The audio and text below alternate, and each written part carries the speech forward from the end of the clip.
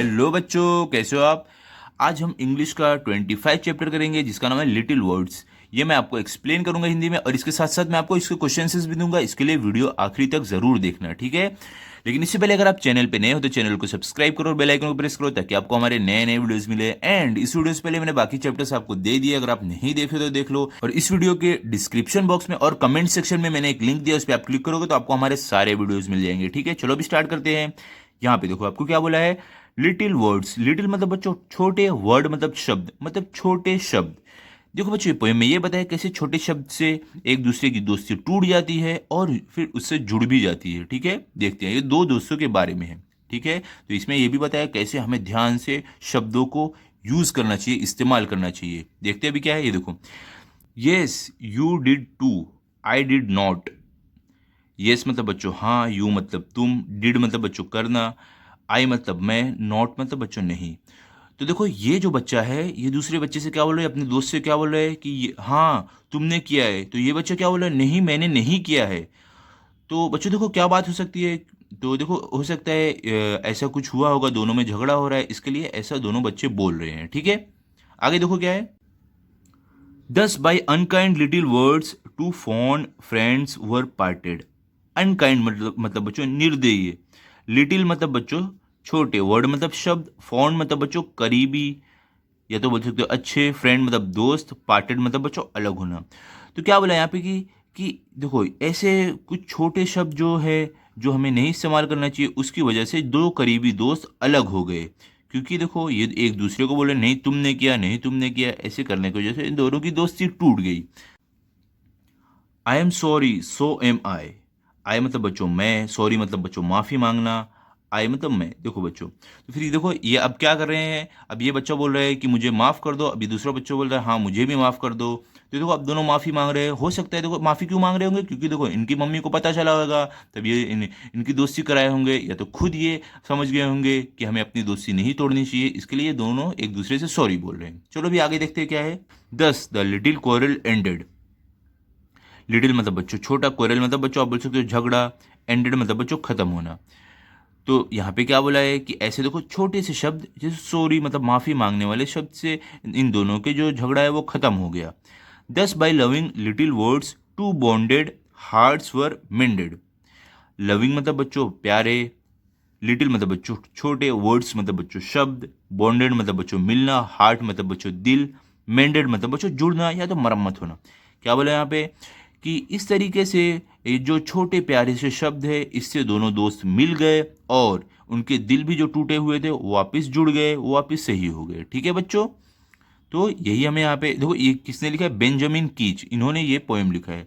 तो बच्चों यही हमें बताया यहाँ पे कि कैसे एक जो कुछ छोटे शब्द रहते हैं उसकी वजह से दोस्ती टूट भी सकती है, और कुछ शब्द है जो अगर हम अच्छे से इस्तेमाल करें तो हमारी दोस्ती बन भी सकती है, ठीक है। चलो बच्चों अभी हम इसके क्वेश्चन करते हैं। ओके, आप पेंसिल और बुक लेके बैठ जाओ, मैं आपके लिए लिख के रखा हूँ, आप भी फटाफट लिख लो। चलो स्टार्ट करते हैं अभी। तो देखो बच्चों, यहाँ पे मैंने लिख के रखा है क्या है, देखो 25 लिटिल वर्ड्स। देखते हैं इसमें क्या है। Rewrite this poem as a short story. यहाँ पे आपको क्या बोला है कि जो अभी हमने पोएम किया है, जो कविता जो थी वो किया है ना, उसको आपको छोटी कहानी में लिखना है। देखो मैंने लिखा है, देखो कैसे आपको लिखना है। Once there were two good friends Hari and Kishan. मतलब बच्चों एक ऐसा समय था जब दो अच्छे दोस्त थे जिनका नाम है हरी और Kishan. One day they had a fight because Hari said that Kishan had pushed him purposely while playing. और एक दिन क्या हुआ, उनके बीच में लड़ाई हो गई क्योंकि हरी ने क्या बोला कि किशन ने उसको धक्का दिया है जानबूझकर खेलते समय। Kishan said that he had not, और किशन ने क्या बोला उसने नहीं किया है। They continue to quarrel and the friendship ended. और उन्होंने वो झगड़ा करते रहे, इसकी वजह से उनकी दोस्ती खत्म हो गई। They even refuse to speak to each other, और उसके बाद वो एक दूसरे से बात भी करना बंद कर दिए। There mother noticed this and asked them what had happened. और उनकी माँ ने देखा ये और उन्होंने पूछा कि क्या हुआ है बेटा, वो दोनों की माँ ने पूछा। After they knew the details about the incident, Hari's mother and Kishan's mother made them understand that their friendship is too precious to be broken in this manner. मतलब बच्चों ये सब जानने के बाद हरी की मम्मी ने और किशन की मम्मी ने उन्हें बताया कि इनकी जो दोस्ती है वो बहुत ही अनमोल है और इस तरीके से नहीं टूटनी चाहिए, ठीक है। आगे देखो क्या है। यहाँ पे देखो क्या है, so Hari said sorry to Kishan and Kishan said sorry to Hari. तो इस तरीके से जो हरी है उसने माफ़ी मांगा किशन से और किशन ने माफ़ी मांगा हरी से। They hugged each other and became friends again, और उन्होंने एक दूसरे को गले लगाया और वो वापस दोस्त बन गए। They are good friends till this day, और अब वो अच्छे दोस्त बन चुके हैं। ठीक है, आज तक वो अब अच्छे दोस्त हैं। आगे देखते हैं, आगे आपको सेकंड में देखो क्या है, क्या फ्रॉम पेयर्स और groups discuss the reason why you have quarrel with other people. मतलब बच्चों, आपको एक ग्रुप में आपको ऐसे अपने दोस्तों के साथ डिस्कस करना है, चर्चा करना है कि आपका झगड़ा क्यों होता है दूसरों के साथ। Then discuss what you can do to end the quarrel, write short conversation on those ideas and present them. और आपको क्या बताना है कि आप इन झगड़ों को ख़त्म कैसे कर सकते हो, तो इसके बारे में आपको छोटा सा कुछ सेंटेंस लिखना है। तो देखो आंसर में क्या है, we have quarrels with other people when we are not ready to compromise and not ready to listen others people opinion.